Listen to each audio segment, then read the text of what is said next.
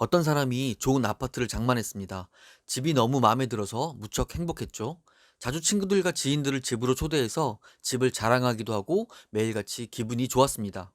그런데 하루는 지인의 집에 놀러 갔는데 자신의 집보다 훨씬 크고 좋은 집에 다녀왔습니다. 그 이후로 자신의 집이 더 이상 마음에 들지 않았고 지인의 집만 생각하면 자신의 집은 초라해 보여서 그 사람은 더 이상 집 때문에 행복하지 않았습니다. 자존감에 문제가 있는 대표적인 이야기라고 생각합니다. 최근에 여러 가지 어려운 상황들로 인해 자신의 존재 가치를 의심하거나 살아가는 의미를 찾지 못하고 방황하는 사람이 많아지면서 자신의 존재감을 높이고 싶어 하는 것에 관심이 많아지고 있습니다. 자존감의 정의를 여러 가지로 생각할 수 있겠지만 간단하게 말하면 자신의 가치를 스스로 인정하는 것이라고 말할 수 있을 것 같습니다. 그런 면에서 기독교인에게도 자존감은 매우 중요한 문제입니다. 예수님을 믿는다고 하면서도 열등감에 빠져 살거나 나는 아무 가치가 없는 존재라며 스스로를 평가절하하는 사람도 있기 때문입니다. 그러나 그런 우리를 위해 예수님께서 피 흘려 죽어주셨습니다. 기독교의 절대 진리인 이 말을 우리는 항상 생각해야 합니다. 직접 지으신 그 피조물을 위해 창조주가 죽어주신 것입니다. 누구를 위해서요?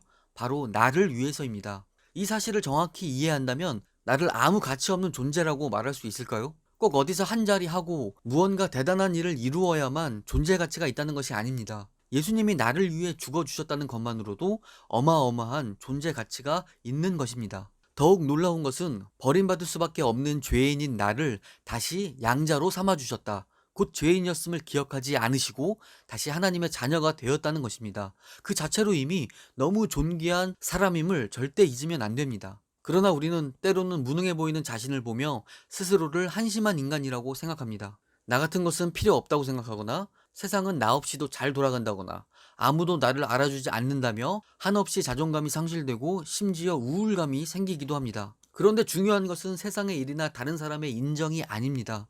세상의 일이나 다른 사람과의 관계는 하나님의 영광을 위한 도구일 뿐입니다. 세상에서 아무도 관심 갖지 않는 나를 주님은 여전히 바라보고 계시며 나에게 어떠한 큰 일을 해달라고 바라시는 것도 아닙니다. 각자의 사명이 다른데 왜 다른 사람들을 바라보고 다른 사람들이 하는 일을 바라보고 세상의 인정에 그렇게 목이 마르십니까? 우리나라에 최초로 복음을 전하러 왔던 토마스 선교사님은 한국 땅을 밟아보지도 못하고 대동강에서 죽고 말았습니다. 세상의 시선으로 보면 안 됐다, 아무것도 못하고 죽었다고 말할 수 있습니다. 토마스 선교사님도 사람의 시선으로 자신의 죽음을 본다면 한국 땅을 밟아보지도 못하고 죽었다며 억울하다고 말할 수도 있을 것입니다. 그러나 하나님의 눈으로 보면 그보다 더 귀한 존재가 없고 그보다 더 큰 일을 한 사람이 얼마나 될까요? 하나님의 큰 사랑을 받았음에 틀림이 없습니다. 우리의 가치를 세상에 두지 말고 하나님의 나라에 두어야 합니다. 이 세상을 보는 시각을 기독교적 세계관으로 바꾸는 작업이 필요합니다. 기독교인으로 자존감이 중요하다는 포인트가 여기에 있습니다. 자신의 정체성을 어디서 찾을 것인가 하는 문제입니다. 세상 사람들은, 아니 심지어 일부 예수님을 믿는 사람조차 어떤 학교를 나왔는지, 어디 사는지, 직장이 어딘지 등을 통해서 자신의 정체성을 찾으려는 사람이 있습니다. 그리고 마치 그것이 자신의 대단한 업적인 양 기세등등한 모습으로 살아가려고 합니다. 어디라도 기대해야 하는 세상 사람들이야 그럴 수 있다고 쳐도 심지어 교회 다니는 사람조차 세상 사람들이 자랑하는 것들을 교회에서 인정받으려 하기도 합니다. 교회를 자신이 이룬 업적을 자랑하는 곳으로 삼는 사람이 있습니다. 이런 사람은 교회를 신앙 공동체로 생각하는 것이 아니라 자신의 욕구를 내뱉는 통로 정도로 생각하는 아주 좋지 않은 교인의 유형이고 그들이야말로 열등감의 화신입니다. 그러나 우리의 인생에서 나를 설명하는 가장 중요한 정체성은 하나님의 자녀라는 사실입니다. 그것이 바탕이 되어야 그 이외의 것들에 의미가 생기는 것입니다. 다른 사람, 세상의 인정을 바라는 것이 아니라 주님께 집중해야 합니다. 그로 인해 나의 가치가 분명해지고 세상은 절대 알지 못하는 주님의 진정한 사랑에 눈을 뜨게 됩니다. 그때서야 비로소 하나님의 자녀로서 그리스도의 제자로서의 존재감이 올라가는 것입니다. 우리는 종종 흔들립니다. 왜요?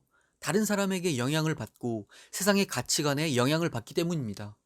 물론 세상 가운데 살아가기 때문에 당연히 영향을 받지 않을 수는 없습니다. 그러니까 중심을 잘 잡아야 하는 것이죠. 또한 다른 사람과 비교하기 때문에 자존감이 낮아집니다. 그러나 우리의 시선을 주님께 고정하는 성화의 과정이 필요합니다.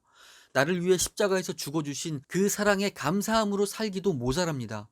우리가 정체성을 찾아야 할 곳은 만족이 없는 세상에서의 삶이 아니라 하나님의 나라에 있다는 사실을 꼭 기억하면 좋겠습니다. 장신교태 구독자 여러분, 겸손하되 당당하게 살아가시기를 축복합니다. 오늘은 여기까지 하겠습니다. 지금까지 장신교태였습니다.